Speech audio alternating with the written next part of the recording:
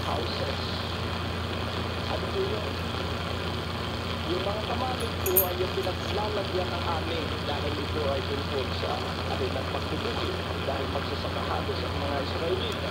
Ngunit natin unawain mabuti, kadalasan ang storehouse natin ay yung daladala natin handbag o wallet.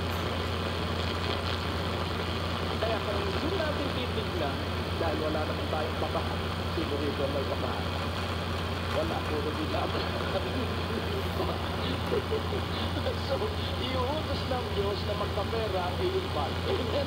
Hallelujah. Iuutos ng Diyos na magkapera ang iyong wallet.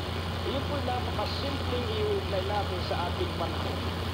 And in all that thou settest thine hand unto, at yung lahat ng gagawin ng iyong kamay, iuutosan ng Diyos na maging matagumpay yung iyong kamay. Amen?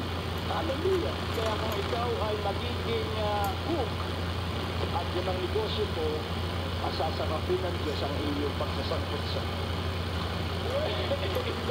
At ikaw ay bibilangan kahit maliit pa lamang yung iyong kainan ngayon. Hanggang isang araw, ito ay kilala na sa buong kalabarzon. At yung pangalan na binigay sa iyo ng Diyos, yun ang tatangkilikin yung mga makakapitin ng linuto ng iyong kamay. In all that thou settest thine hand unto, and he shall bless thee in the land which the Lord thy God giveth thee. Sa iyong barangay, doon ay hahanga ang mga tao dahil pinagpala ka mula sa kahirapan. Sabi nga ng ating isang kapatid,